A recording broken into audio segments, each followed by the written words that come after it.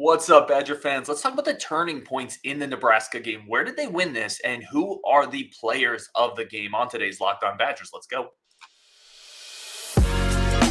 You are Locked On Badgers, your daily podcast on the Wisconsin Badgers. Part of the Locked On Podcast Network, your team every day. What's going on, Badger fans? Thank you so much for tuning in, making this your first listen every day. I am Ryan Harings, host of Locked On Badgers. Thank you so much again.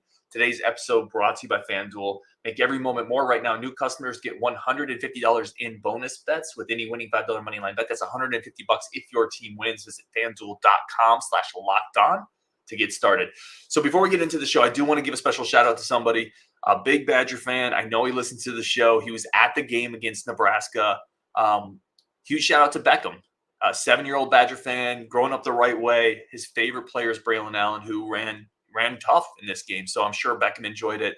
Thank you so much, Beckham, for cheering on the Badgers and for listening to the show.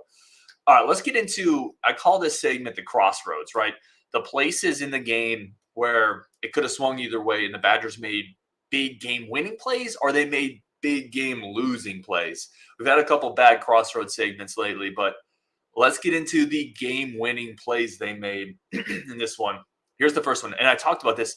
I thought this was potentially the play of the game up until that overtime, right? There's a couple in the overtime. You guys and gals know which ones I'm talking about. But let's set the stage for the first game-changing crossroad moment of the game. It's 14-0 Nebraska. They have the ball. Second quarter, 10:24 left. 4th and 1 on the Wisconsin 33. Okay? They're up 14-0 already, driving. If they put more points up on the board, if they get a touchdown, that might be backbreaker. That might be it. You go down 21-0. Like, you're not coming back down 21-0. I don't care if you're at home. I don't care what you do in the second half. It's going to be Northwestern all over again. So they line up. They go power. Nothing. That front seven, listen, that was Barton. Barton is the announcers gave most of the credit to Rico, Gerald Peterson. I want to talk about those guys. But Ben Barton pushed that center 3 yards into the backfield. Nebraska had kind of a pulling tight end. Ben Barton got so much disruption that pulling tight end actually tripped the running back. Now, James Thompson Jr. also got penetration. Daryl Peterson held the edge, and Rico came off the edge. It's obviously a team effort. But Ben Barton, that's a man's play. Go back and watch it. He blew this thing up. That center had no chance. He got hit. It looked like he got hit by a train. Huge play. Because, again, that's – Nebraska's on the precipice. They're on the doorstep there, putting that away in the second quarter, going up 21-0. And Ben Barton stepped up, made a game-changing play. So that's my first one. Huge 4th down stop. Let's get into my second game-changing tip of the cap to Matt Rule on this one. Crossroad moment of the game. Wisconsin's up 17-14. Nebraska's driving. Okay, 17-14. You got a 3-point lead, but it's the last drive of the game. Nebraska's moved the ball down the field. 1:35 left in the game. Nebraska has all 3 timeouts. They're at the 26-yard line. Okay, so 1:35 left. They're at the 26-yard line, down 3. First play, run for 7 yards. That clock ends at 1:27. Nebraska has 3 timeouts. They snap the next play at 50 seconds. So they let about 30 seconds go off that clock. Okay, they snap it at 50 seconds, run, no gain. The clock is at 44 seconds. It goes down to 20 seconds before they take a timeout. So I know that's a lot of just wordplay there. It's maybe hard to remember exactly that sequence. Some of us had a couple IPAs in us. But essentially what happens, Nebraska has 3 timeouts. They're driving for either a game-time field goal or a game-winning touchdown. They have 3 timeouts, 2 runs back-to-back, and they let about 45 seconds go off the clock. I have no idea what Matt Rule is doing here. Why are you not taking timeouts on those plays? You have 3 timeouts. You have 3. If he takes timeouts on those 2 plays, they're sitting at like 1:10 left. The next play is a run. They get the first down. And now there's 13 seconds left. They call a timeout. They get 1 shot in the end zone. Then they have to kick a field goal. That was unbelievable to me. I know you have a young quarterback. I know he made a mistake the previous week. But you haven't been to a bowl game in 6 years. And you let 40 seconds run off the clock, and you ran out of time. You ran out of time. And you had to kick a field goal on second down. Unbelievable. I mean, thank you, but incredibly bad clock management from Matt Rule and that coaching staff. All right, let's go into our third crossroads moment of the game. It's that Wisconsin has the ball, first overtime, 3rd and 8, Nebraska 22-yard line. So this is scary because if you get nothing here, you're setting up for a 49-ish yard field goal, right? 39-ish, 40-yard-ish field goal to take a 3-point lead in overtime. A, that's not a guaranteed make, and B, being up a field goal is scary in overtime when the other team's trotting onto the field. You can lose that game pretty easily. So 3rd and 8, Tanner Mordecai goes back to pass. Nebraska rushes 4. Offensive line does an incredible job. Nothing. It is as clean a pocket as you can possibly find. Braelon Allen helps out there. Tanner Mordecai scans the field, looks right, comes back across the left, pump fakes. Nebraska defense lineman goes up in the air for the pump fake, finds Vinny Anthony on a crosser. Vinny Anthony with a great catch, reaching behind him, picking it up, and keeping his momentum moving vertical, able to kind of get his momentum going vertical, picks up the first down, 9-yard, 10-yard gain, first down, Wisconsin. If that play doesn't happen, if the offensive line doesn't give him that time, if Mordecai misses a throw, if Vinny Anthony drops it, Wisconsin's kicking a 40-yard field goal and praying that Vakos can hit it. Vakos can hit it. So huge play there. Mordecai, O-line, Vinny Anthony. Then we get to the big one, right? This is the one I think everybody knew this was a crossroads moment once we start this segment. 4th and 1, game on the line. I went back to say I thought the right call was to kick a field goal, but I'm not the head coach. Luke Fickell is, and he went with his gut there, and it was the right call because it worked, right? And I give him a ton of respect, by the way, because if that call doesn't work, he is getting roasted, right? That is the type of call that if you roll the dice there and you don't get it, so you got to give him credit. Got to give him respect. So the play happens. You have Nowakowski and Rucci go in motion. By the way, Jack Nelson did a really good job on this play. I know he's much maligned. He turns his guy, creates some of a gap there that Braelon Allen can run through. Joe Hubert kind of falls down. Nowakowski doesn't really do a ton there, but Rucci does a really good job getting quick into the hole, providing some push. And then Braelon Allen's hit a yard short. Braelon Allen's hit a yard short of this 4th and 1, and he pushes right through it. He is tough, right? Tough. So, yeah, and then obviously we go on to score. Nebraska doesn't. That's a winner. Those are my 4 crossroads moments of the game. Ooh. Yeah, they were good too. They were fun. All right, I want to talk to you coming up. We're going to talk about some of the stock-up players who I think was the player of the game. Plus, we're getting into a bunch of your comments. Comments about what do you think the running back room is going to look like next year, the defensive front 7. I want to talk about Christian Allegro a little bit. But first, we have a new sponsor, a new friend of the show. Listen, college students, listen up. Academic learners, listen up. It is difficult to get the knowledge you need and the information you need when you're doing other things, right? You're trying to read academic papers and you're trying to read PDFs that break down all this high-level learning.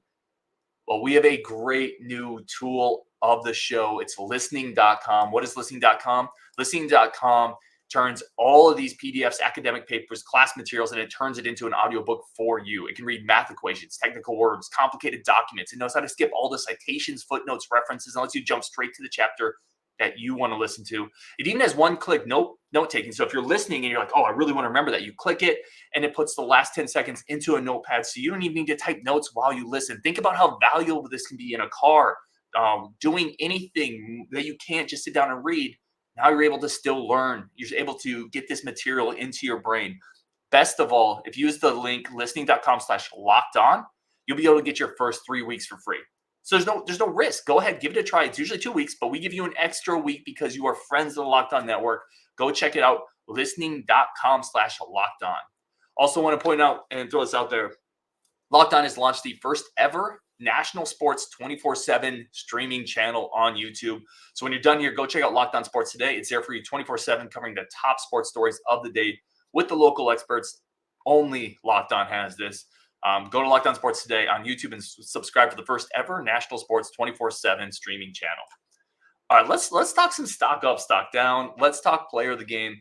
First, I just want to give you my 4 guys off the top of the head that are stock up for me. The first one is Braelon Allen, right? We talked about it.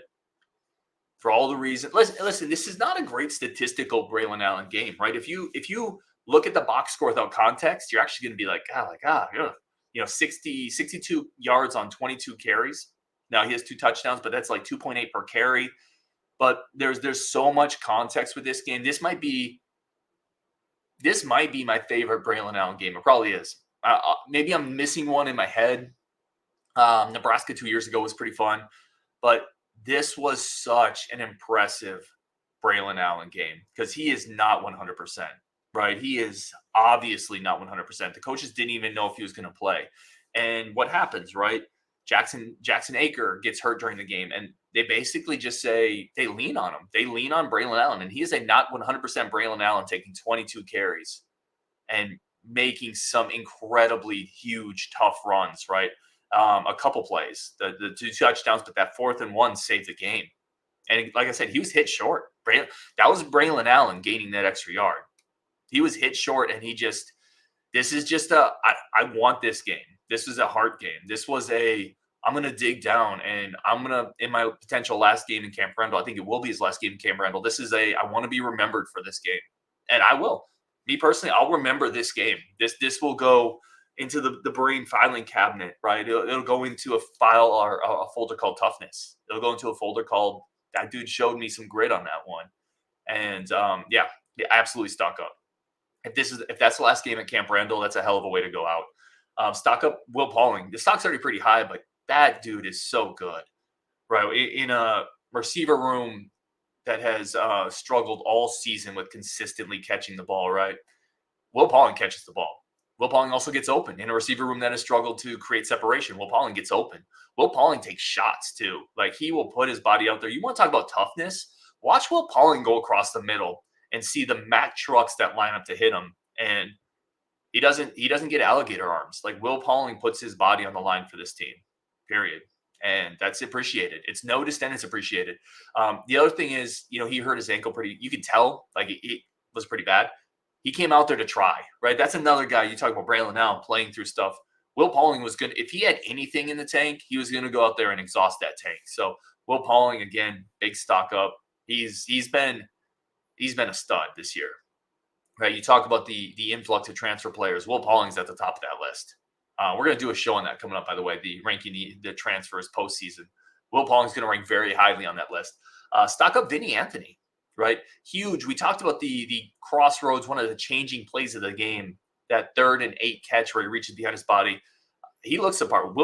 Vinny Anthony has wheels. Like, he can move. And then you saw it on the punt return, too. A couple things with punt returns with Vinny Anthony. He looks sure-handed, confident.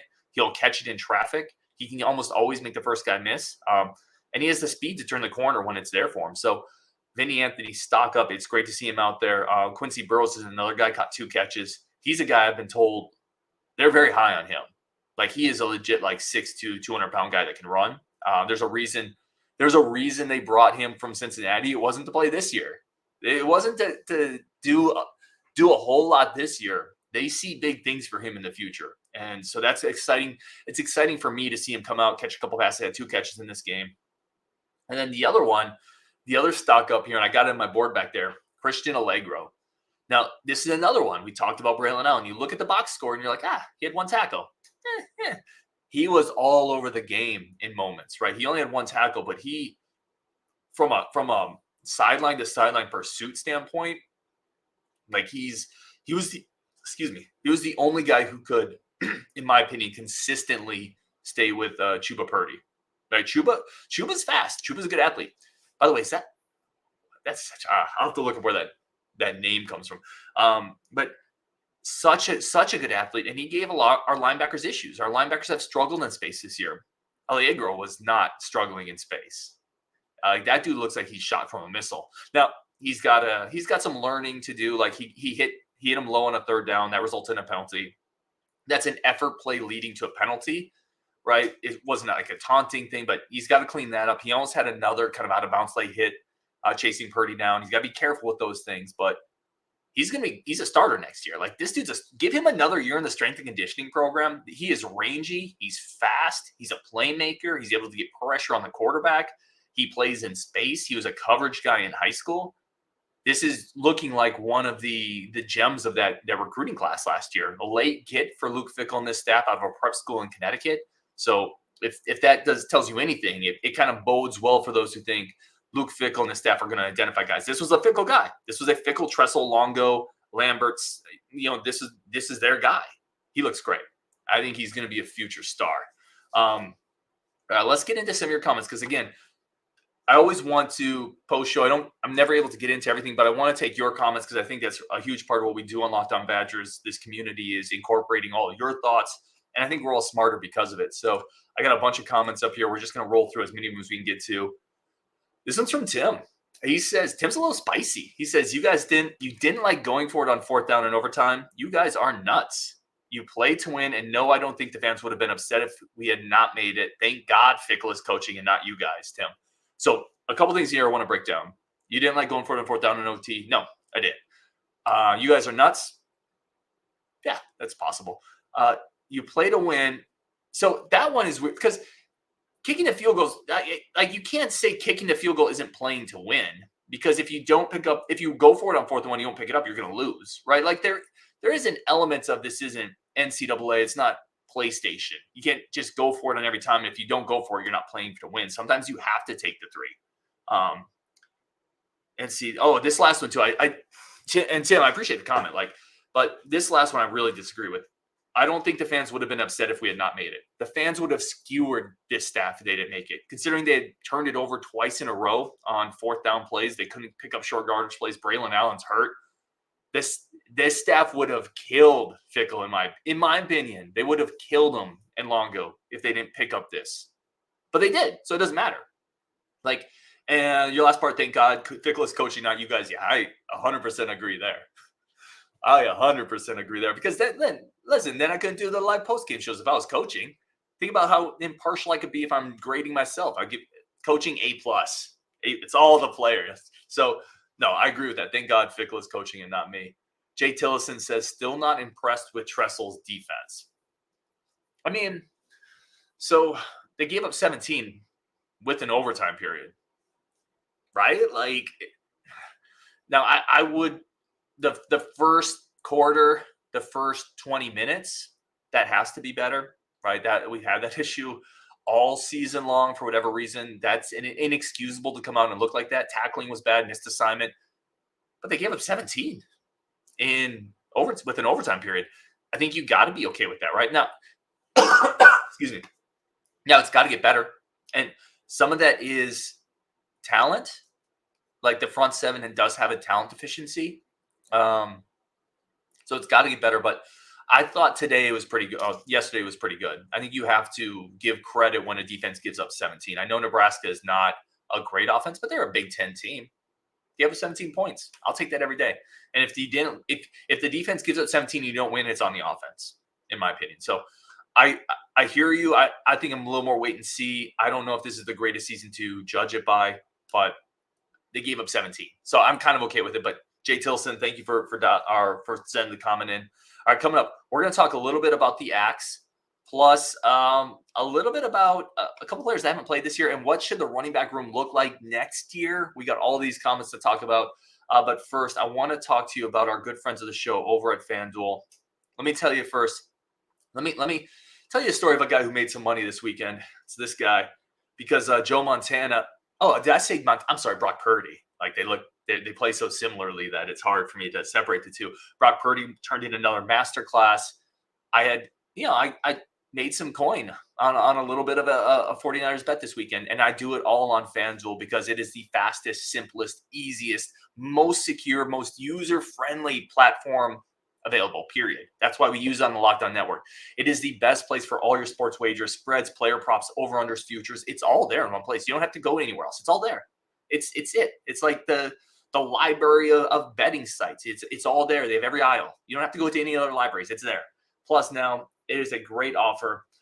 New customers get $150 in bonus bets with any $5 winning money line bet. That's $150 if your team wins. And again, if you just bet with me and bet on the Niners, you're going to get that $150.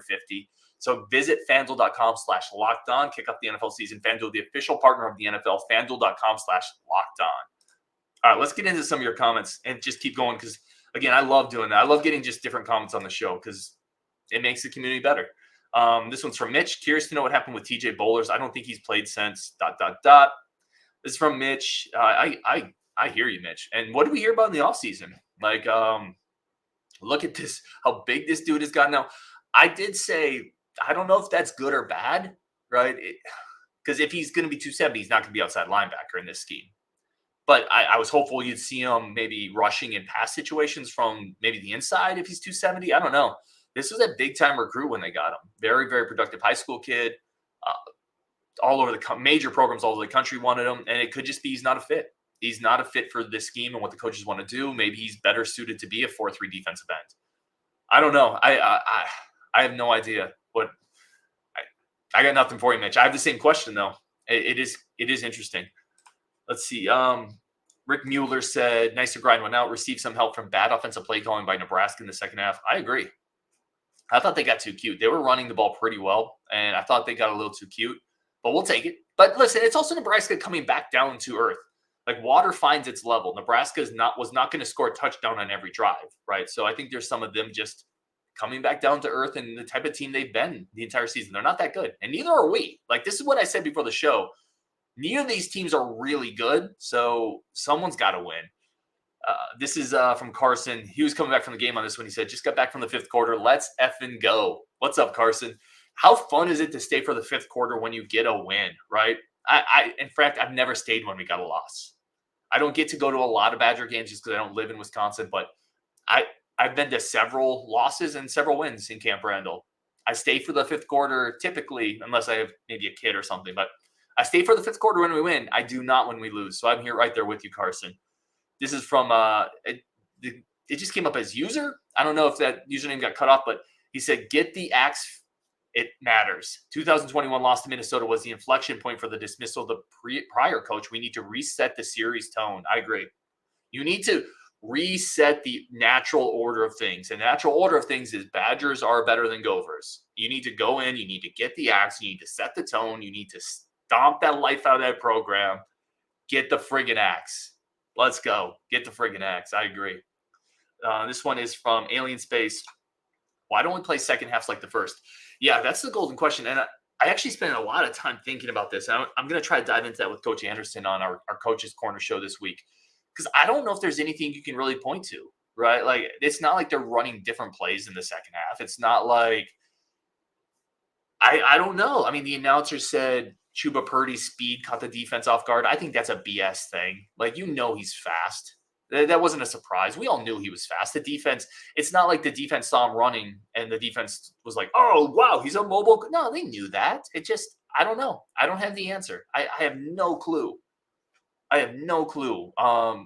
you got to figure it out. Enough's enough. And we talked about it. Like, not everything's great because you won. You still went down 14-0 to a team that isn't very good right out of the chute at home. Enough. Stop. Start fast. I mean, geez, Louise, with the second half this team has, if you start fast, you're going to beat teams 42-7. I don't know. I wish I had an answer for Alien Space because you go back and watch it, and it's not like – I think defensively, Wisconsin did change pressure-wise kind of what they were doing, but offensively, they're not trying to do really anything different in the first to the second half. There's points where it looked like Longo dug into the creative bag a little bit with kind of a reverse to Pauling, the wheel route to Aker. But he's tried that stuff in first quarters before, too. I don't know. This one is from Owen Johnson. I think this is a really interesting one. He said, "What happens to the running back room next year?" So I've said it a bunch. I think Braelon Allen's gone. I thought he was gone before last weekend. And some of the comments he made alluding to the fact, if this is my last game in Camp Randall, I've thought he's been gone all year. I really do. Because I don't think the film gets any better. And it's just more punishment on his body. His ultimate goal is to play in the NFL, which is the ultimate goal of most college players at this level. So I don't know what he gains from coming back a year. It's just more hits on the body. I don't think the film is going to be demonstratively better. So I think he's gone. Ches was not announced on the senior list. Read into that what you want. I would love to have Ches back. I would absolutely love to have Ches back. Yes, he's injury prone, but when he's healthy, he's a difference-making running back, and you need talent on this roster. So I would love to get Ches back. If you don't get Ches back, you have those three running backs coming in. You got Aker, and you got Yakimelli, and you got Nate White, right? So nominally, you have 6 running backs, more or less. Of that 6, who do you feel incredibly confident with? I think Akers looked good this year. I don't think he's a number 1. I would be tempted to go get a running back in the portal. I know people may not want to hear that. 6 running backs seems like a lot, but maybe you don't. Not all of them are going to play, right? And it's tough to go into next year saying I'm going to trust true freshmen to be difference makers. Running back's one of the easier positions to step into and play right away. Dupree and Jones are really good recruits. Gideon Atuka is a really good recruit, so maybe they can do it. I would feel more comfortable adding a little depth there if Malusi doesn't come back. So that's where I'm at on that one. This is from Dice One Gaming. Playmaker and Curtis has this thought as well. Makes no sense to get a quarterback in the portal unless it's a top 5 quarterback in college football. And again, I just continue to push back on that and say, until you know you have a guy in house, and I don't think you know with Locke, then you need to bring guys in. Quarterback is universally the most important position in the world. Why would you not want to bring in more guys just to see? And not every quarterback, listen, schemes, situations, talent, ecosystems, it all matters. It's not like Florida. Mertz played really well in Florida this year. Florida fans are now happy he transferred there. When he went there originally, they were like, why would you bring him in? Well, you bring him in because maybe just a change of scenery helps the quarterback get better, right?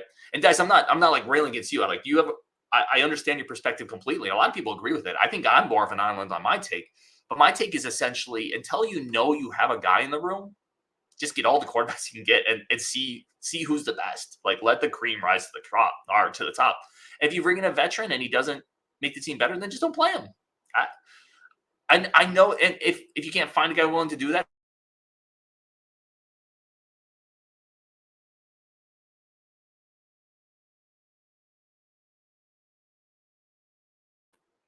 right? I can't sit here and say I'm sure Locke is the guy. And I'm not sure Mabry's the guy. And I'm not sure Evers is the guy. I'm not sure LaCruz is the guy. I'm not sure Burkett is the guy. So I'm not sure we have a guy. So go get more. Go get more bodies and see. That's 100% where I'm at. All right. Again, I apologize. I'm not going to be able to get to everybody's comments, but we'll get to one more here. This is from Brian. He said, even when we were hyped to start the season, and we were hyped to start the season, we always said our front seven was going to be a problem. Yeah, that's one of the few things on this team that I feel like hasn't really surprised us. Like I was not very high on the inside linebackers, the outside linebackers. Oh, I was higher on the inside linebackers, but I wasn't that high on the outside linebackers or the defensive line coming into this year. I felt there was a dearth of playmakers, not enough athleticism. I wasn't 100% sure Darian Varner would be an impact player here, and it's mostly there. The defensive line, the outside linebackers, that whole front seven unit has to get much more impactful and much better and much deeper next year. So, yeah, I agree with you there, Brian. All right, we're going to wrap it up there. Really do appreciate everybody tuning in to Locked On Badgers as always. Thank you so much for tuning in. If you want to, go check out the subtext. We have a subtext, and it doesn't impact what we do here, but it's just another way to kind of support the show. But we have a lot of one-on-one conversations there with people in the subtext. You can text me, we text back. It's kind of a fun way to communicate. Coach Anderson's been doing some exclusive content there, and there's going to be some more stuff coming down the pike on that one. So it is a free trial. If you don't like it, you can always get rid of it. Send me any questions on it if you do, but it's kind of a fun way to continue to expand what we can do on Locked On Badgers, and I can put out some information on that I can't necessarily put out on the show as well. And if not, no worries. Like if this is what you want to do and you don't want to kind of move on to stuff that's completely cool as well, that does not impact anything we do here. So on Wisconsin, thank you so much. Another shout out to Beckham. Thank you for listening to the show, Beckham. We know your favorite player is Braelon Allen, and he had a great game. So on Wisconsin, thank you so much, and we'll talk tomorrow.